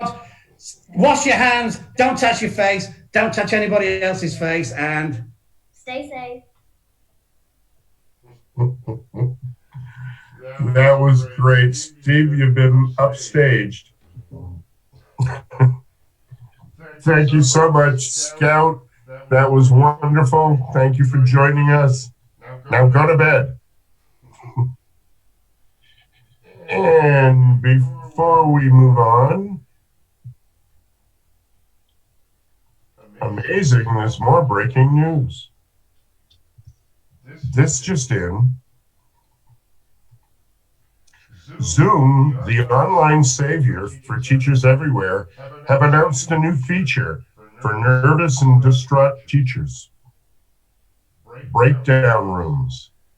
In a related story, Zoom has hired a group of official spokespeople for its upcoming ad campaign. When we asked developers at Skype if they had any similar plans, they responded,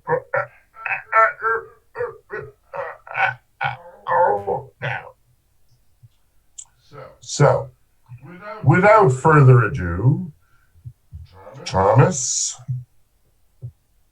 let's bring on Tom.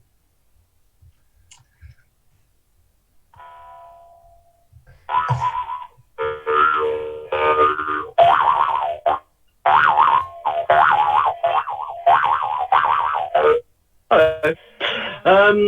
I'm actually going to slightly break the mold of this event by inviting two women into the thing this evening. So what I'm doing, ladies and gents, is I'm going to read you a story.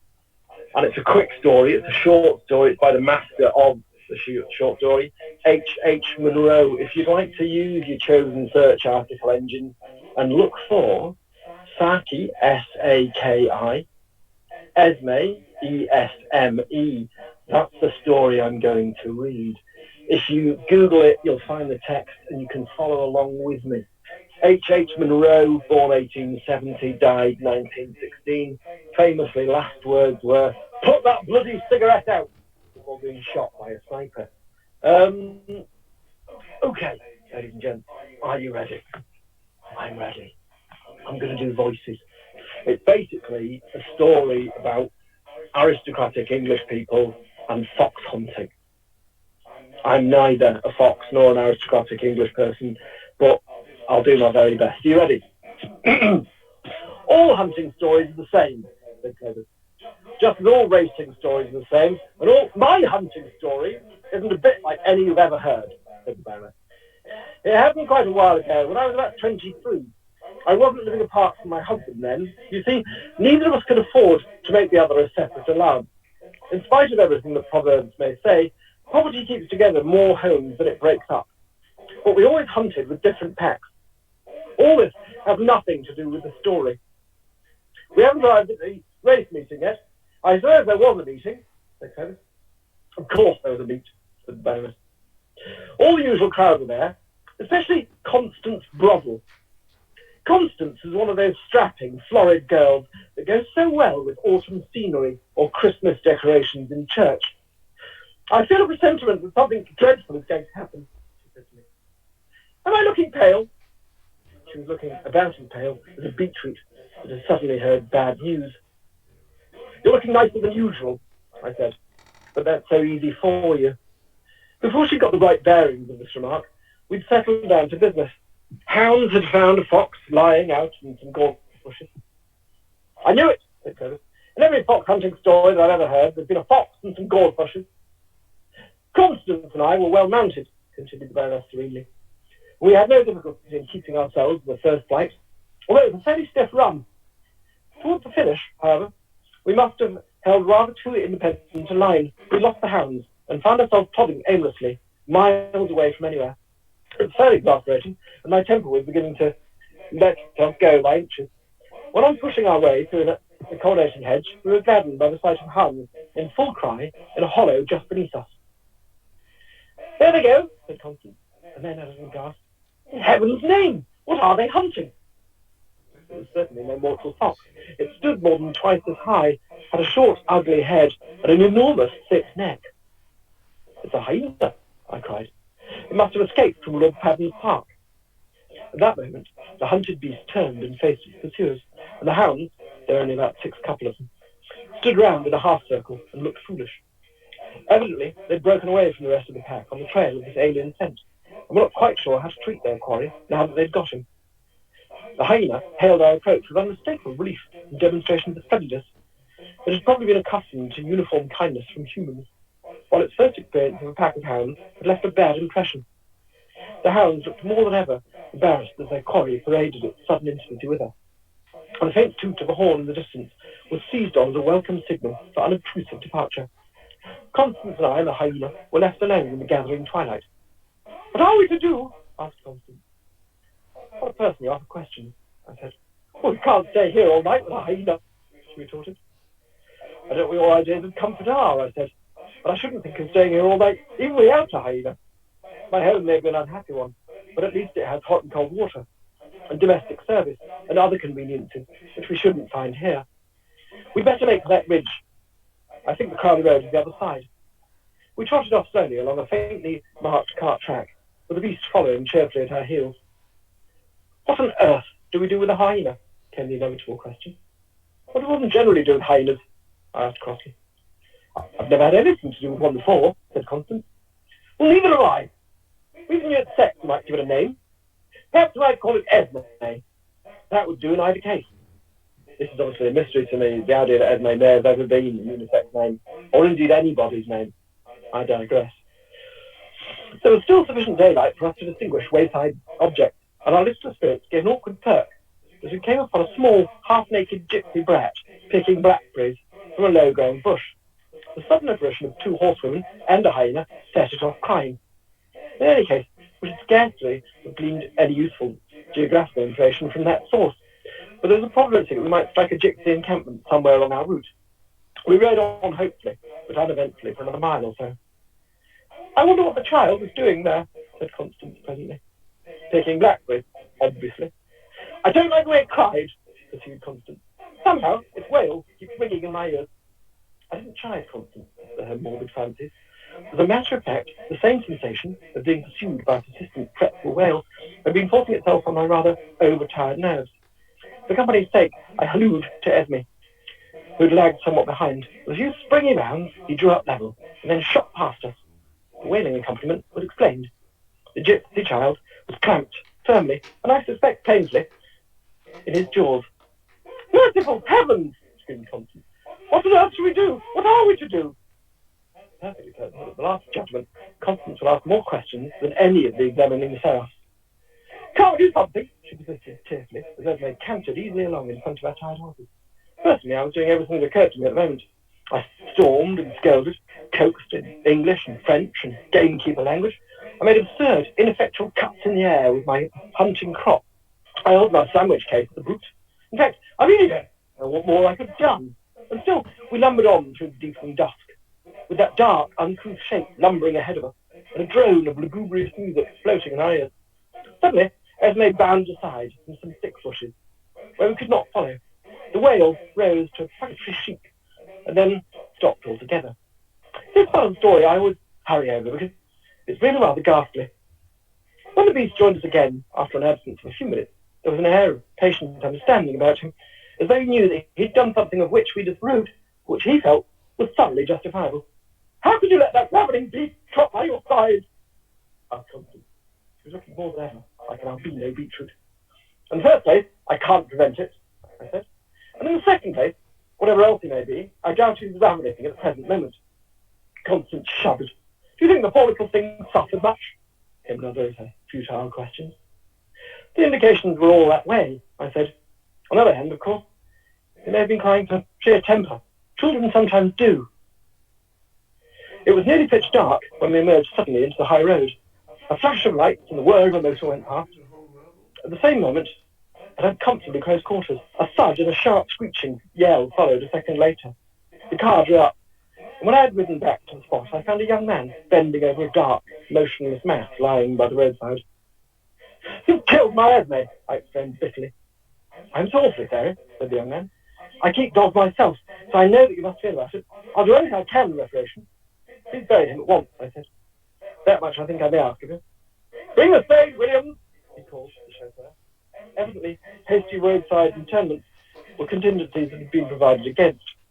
The digging of a sufficiently large grave took some little time. "I say, what a magnificent fellow," said the motorist, as the corpse was rolled over into the trench. "I really must have been rather a valuable animal. He took second in the puppy class at Birmingham last year," I said resolutely. Constance snorted loudly. "Don't cry, dear," I said brokenly. "All over in a moment.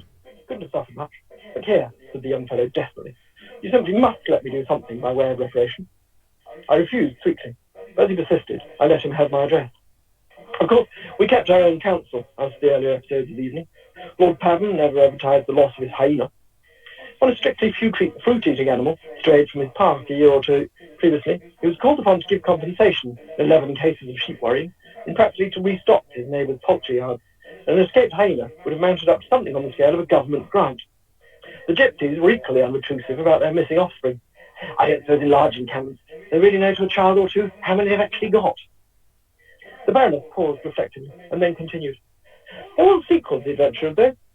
I got through the post charming little diamond brooch with the name Esme set in a sprig of rosemary. Incidentally, too, I lost the friendship of Constance Broddle. You see, when I sold the brooch, I quite properly refused to give her any share of the proceeds.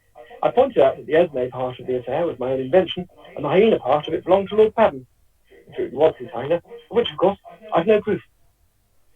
Thank you very much. Stay safe, stay healthy, all of those things. Good evening." Great. Thanks, Tom. Very good. And we move on to our final speaker, off to the U.S. And let's see, you have control. There you are. Hello. Hello, Walton. Thanks for hanging in there. And you've got cleanup, so thanks for being here and take it away. Okay. So it's actually funny. I didn't plan this. I had originally thought about doing kind of a comedy bit where I'm trying to do a serious presentation and my family keeps busting in. But I'm not a comedy writer. It didn't work very well, I think. And maybe it was hit a little too close to home. So Tom and I did not prepare this, but I'm also going to read you a book. But this is a slightly different book. It's a book called The Book with No Pictures, and it's by B.J. Novak, whom you might know as Ryan on the American version of The Office, which is the funnier version, and none of you can talk back to me. But I think in this time, a lot of children's books have a really inspirational, uplifting message, and obviously this book is no exception. So, The Book with No Pictures by B.J. Novak. And I'll hold it up so you can see the no pictures. This is a book with no pictures. It might seem like no fun to have someone read you a book with no pictures.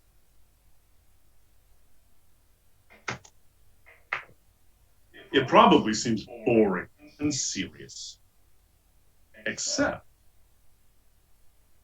here is how books work.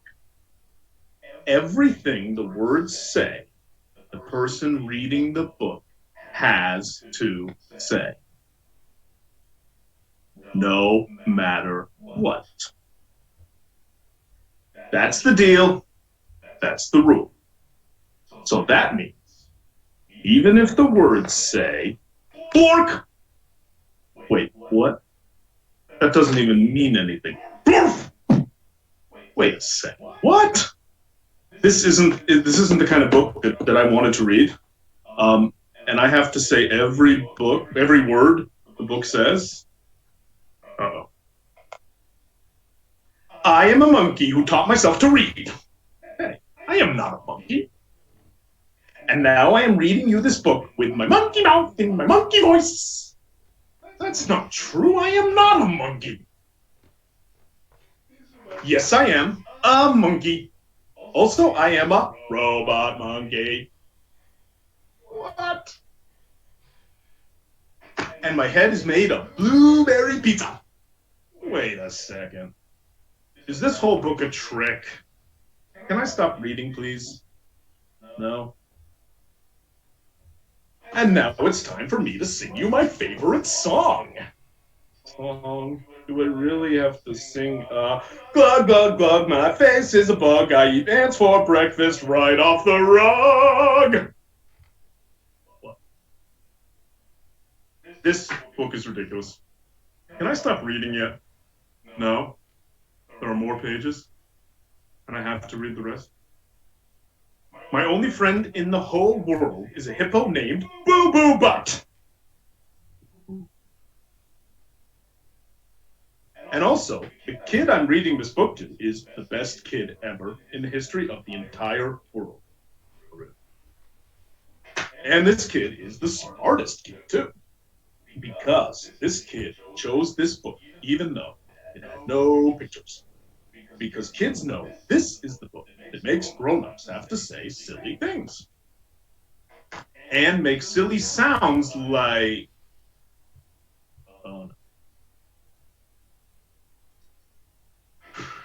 Here it comes. Glurg, go wacko, my griffadoo, aye, aye, aye, oomph, eef, laggity, blaggity, glibbity, gobbity, globbity, glibbity, beep, boop,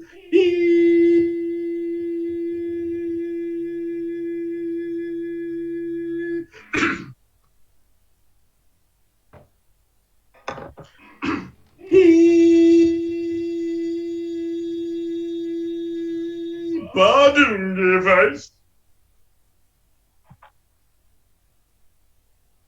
Oh my goodness. Please don't ever make me read this book again. It's so simple. In fact, it is completely and utterly preposterous. Next time, please, please, please, please choose a book with pictures. Please. Because this is just too ridiculous to read. The end. Bonk! The book with no pictures, B.J. Novak. Favorite of mine, a favorite of my son's, and I hope it made you laugh and smile. that's what I have. Great. Thanks, Walton.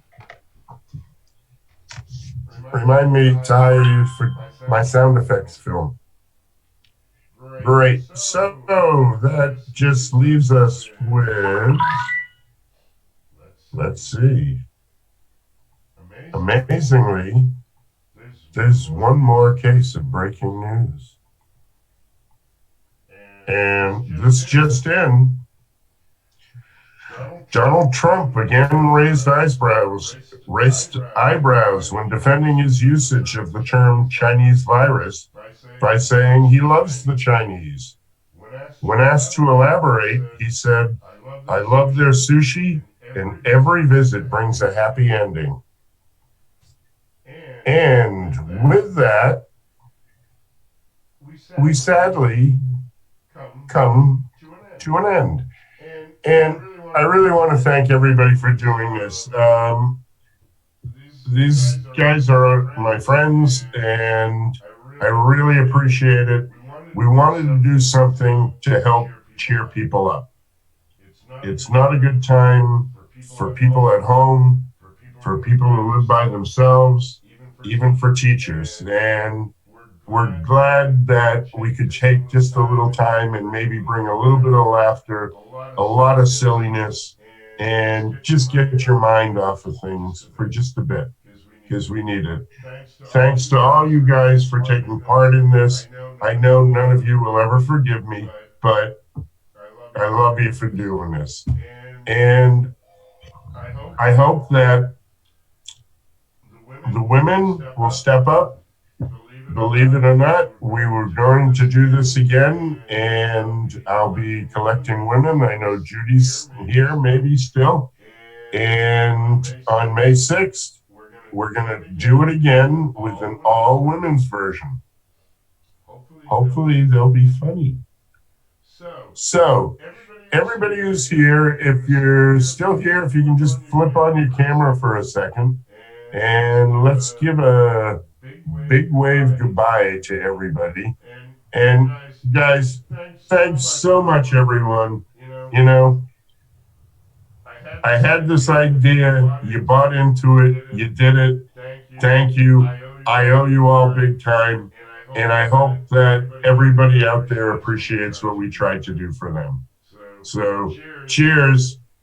Thanks everybody for watching, and see you on May 6th. Stay safe, stay healthy.